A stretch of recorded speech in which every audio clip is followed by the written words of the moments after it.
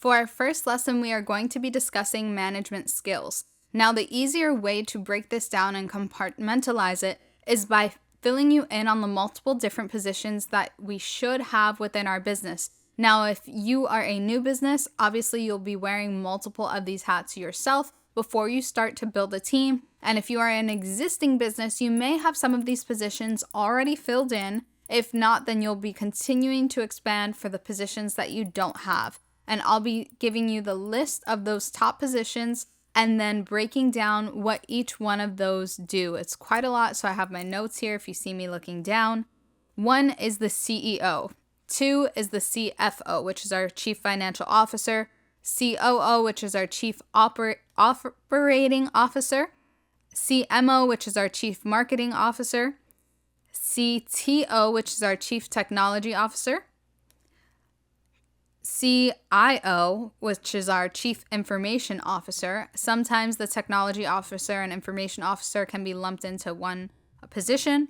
We have our Chief Human Resources Officer, our Chief Risk Officer, and Chief Compliance Officer. So the Chief Risk Officer and the Compliance Officer can also be lumped in and done as one position as well. And then we have our Chief Strategy Officer, and that is typically if the CEO and COO are not able to come up with the proper strategy and they need a little bit of help from the outside, depending on how big the company has gotten, if they need an outside perspective. So what the CEO does is they're responsible for making corporate decision, managing overall operations, really just oversight of operations, because the COO will be fulfilling that position, and being the main point of communication between the board of directors and corporate operations. Now, typically, this CEO can be the face of the business if you are a new business. Most of the time, if you're already an established business and you choose to be the face of your business, you still can. Some people do hire out this position of being the face of the brand. However, it has been shown on modern day social media that when you are the CEO and you can resonate, or you can link your face to your brand, then you will build a much stronger audience. And then anything you build, that audience will follow, as long as they resonate with you and what it is that you offer. Now we have our CFO, and the CFO is responsible for managing the financial actions of a company, includes financial planning, risk management, record keeping, and financial reporting. Now, this is a really important position because if the money's not right, nobody else can be right in the business because you just won't be able to do anything.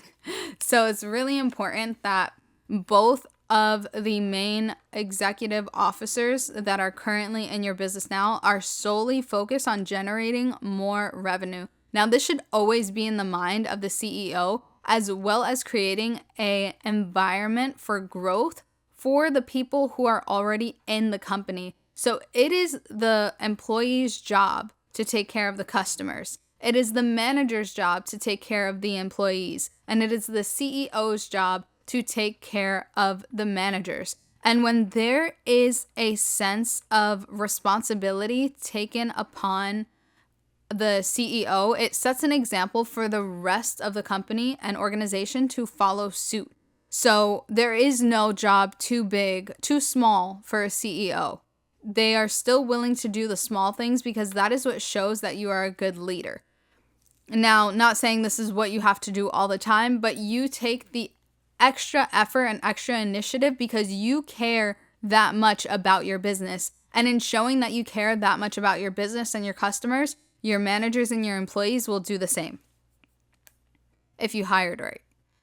Now, when it comes to your COO, this person is your operating lifeline of the business, because if the operations of the business are not getting done, then there is no business. This person is extremely important in the business, and sometimes the CEO can also be the COO. The CEO is typically the one thinking about big picture ideas, while the COO is so enveloped in the everyday, day-to-day processes and how to optimize them to be better or get them automated, that it's harder to do this, like small picture detailed and then big picture and then small picture and then big picture, But this is a skill that you'll need to cultivate as you go throughout the lifespan of your business.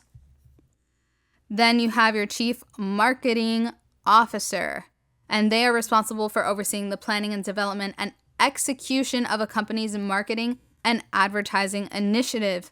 They ensure that the company's message is consistent and aligns with its brand. That's why I mentioned about being authentic in our previous lessons, because then this makes it so much easier for you to market, especially if you are going to be the face of your own brand. When it comes to marketing, it's really important to have cohesive messaging, to hit the target audience with the language that they resonate with, and to be like them, right? People want to be like people who they like, and people want to buy from people who they feel like they are like as well, or would like to be in the future. So you want to cultivate this experience, and there are multiple ways to market. It doesn't always have to be from a positive growth place. I just prefer that method. However, there are people that do market sometimes out of fear. So through scare tactics. So for example, they'd be like, if you don't get this one thing, you're causing harm to your family. Like, it's crazy, some of the things that they do. And this is a very minor example, but it is something that can instill a sense of scarcity in someone. And there is a way to involve scarcity when it comes to marketing without needing to have scare tactics. So for example, I'm just going to preach from a more positive light because that's the kind of person I am. I won't really be touching on the scary negative things because there's no need for it. So if I have a really exclusive offer, for example, I have a high ticket offer and it costs $100,000 a year. Now I only have available 20 spots for this $100,000 program. And in this program, you are going to be able to pay down all of your debts, get your proper corporate structure for your business, get the back-end automation, CRMs, and a campaign that's automated for anyone who signs up with your business, as well as make sure that you have a cohesive brand message and brand book along with a business plan that you can go and get funding with. Out of those 20 spots, I only have 5 left. On Friday at midnight, there will be no more slots available because this offer is so custom and we spend a lot of time and effort on making sure that it is absolutely above and beyond your expectations. We cannot accept more than 20 people. So for those 5 people that would like to get into this program, go ahead and click the link below. That's it. Did I scare you? No. Did I provide a sense of scarcity? Yes, because my offer is very valuable and we're only going to be, then you can qualify people, right?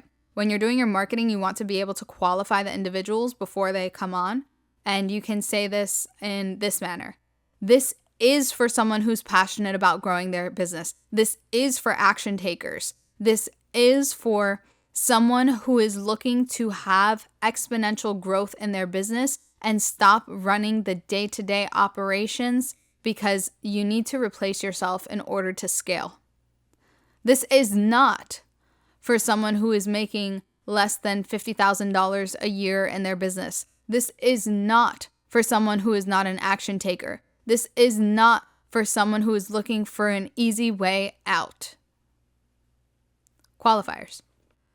Now, when it comes to our Chief Technology Officer and Chief Information Officer, honestly, this is where I would look more towards getting the proper softwares where you can utilize help from the companies if you're not so tech savvy.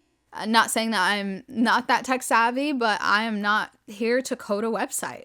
And if there's somebody that can do it better than me, then please, I will pay you to do it at the best level possible. Because that is what I operate at.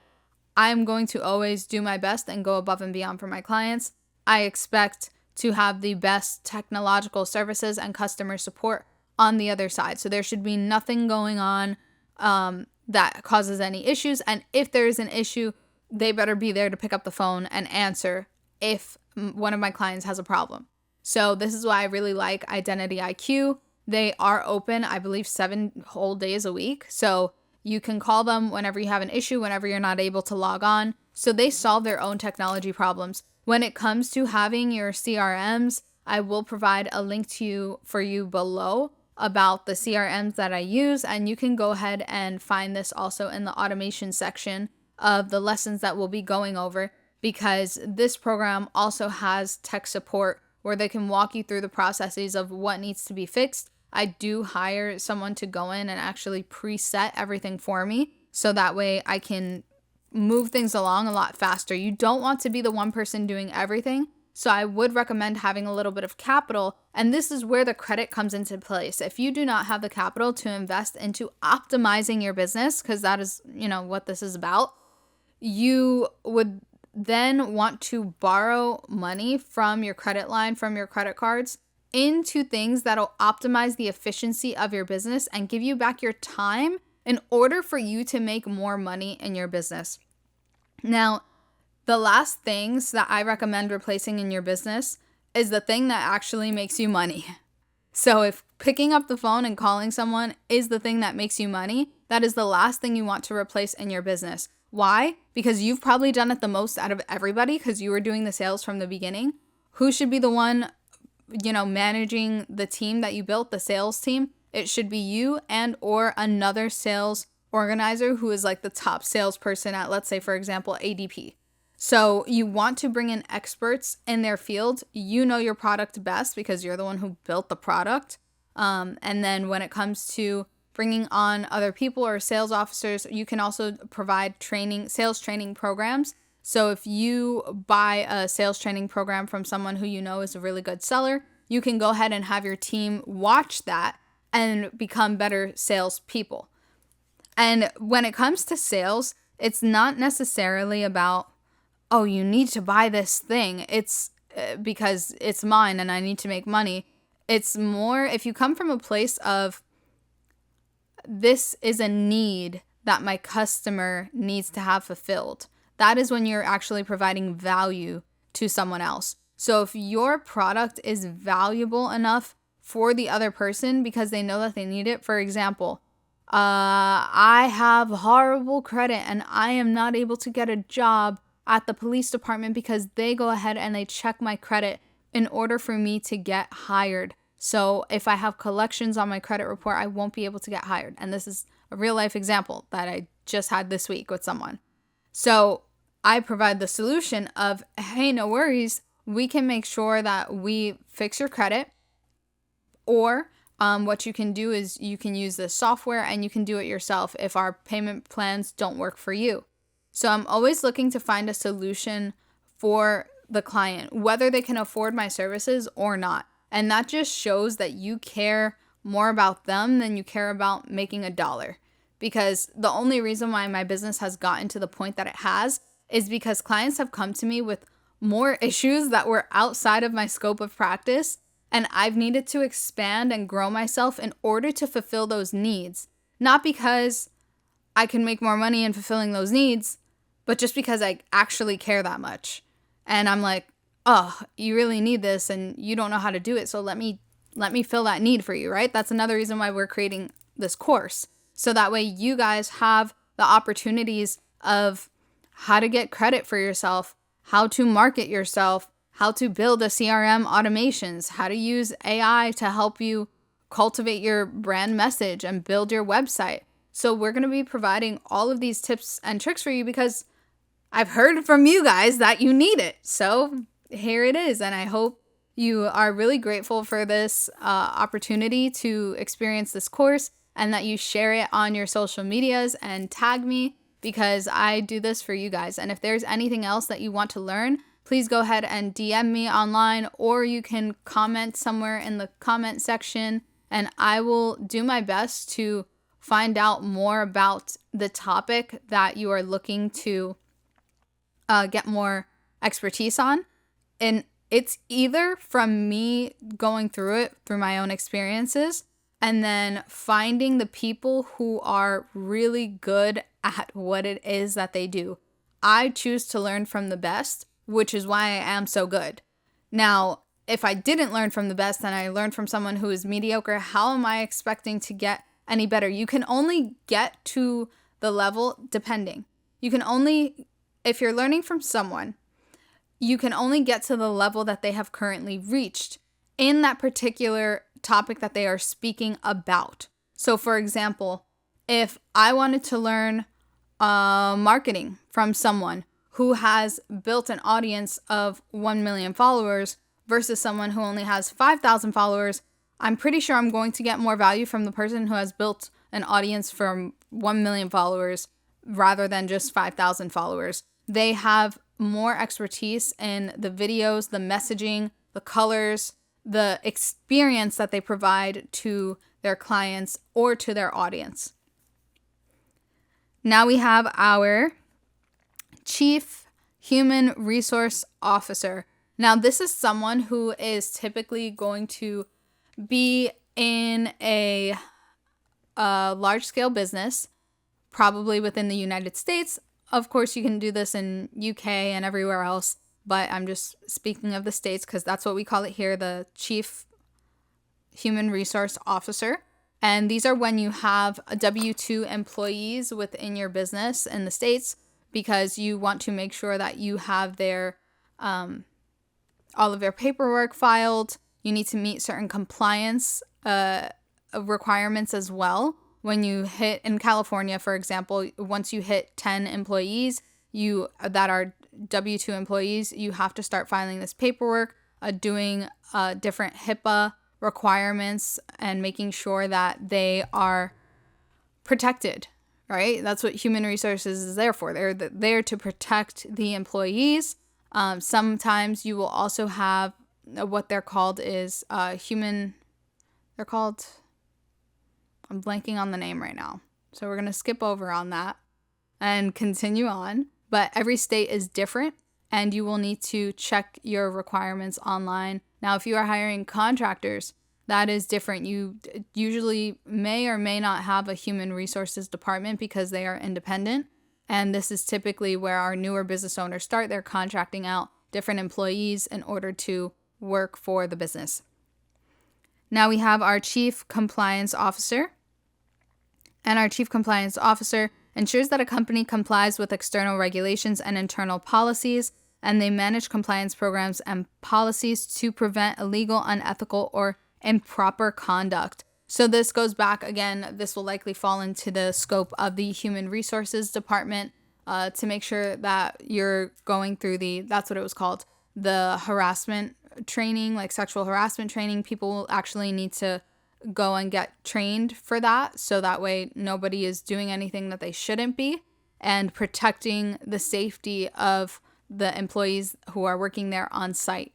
Now, this is less required for people who are working remotely because you're not really dealing with people that much or your other employees. However, you still want to have services available to them. So in order to provide a good experience for your employees, you want to provide them with benefits, health benefits, dental benefits, with being able to invest into, for example, a life insurance policy, a retirement account, and match, let's say, their retirement that they would be putting in, so into their plan.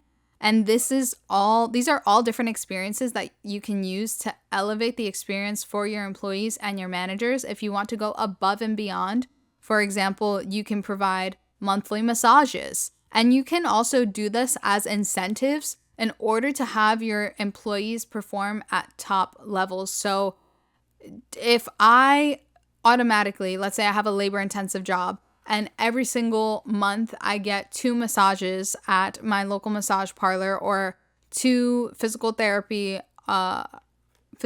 sessions at my local physical therapy office, these are incentives that will make me want to work with you versus work with another company, because I know that you care enough and understand what my position is. If I'm, sledging a hammer day after day, like, my body's going to be sore. So you cared enough to make sure that, one, you brought lunches, right, for everyone who was there that day. Every Friday you bring in lunches, and these are all write-offs as well.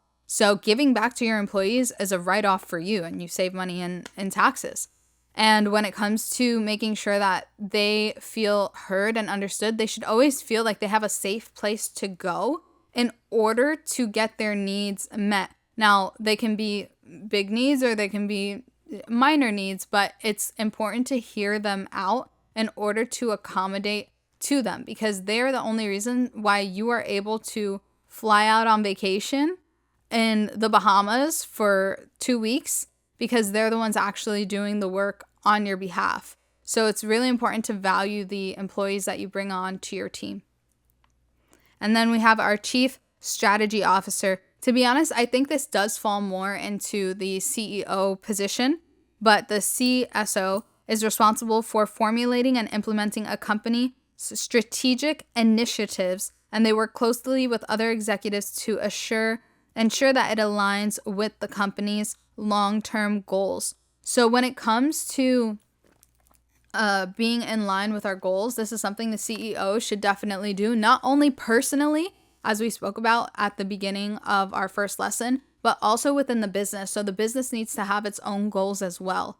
And you'll only know what goals you need to hit when you actually track your KPIs. So your KPIs aren't just financial, it has to do with everything in your business. And I will get more into KPIs in our next video because this one's getting just a little bit too long, but I hope you guys enjoyed this lesson, and we'll move on to the next one, which are KPIs, our key performance indicators.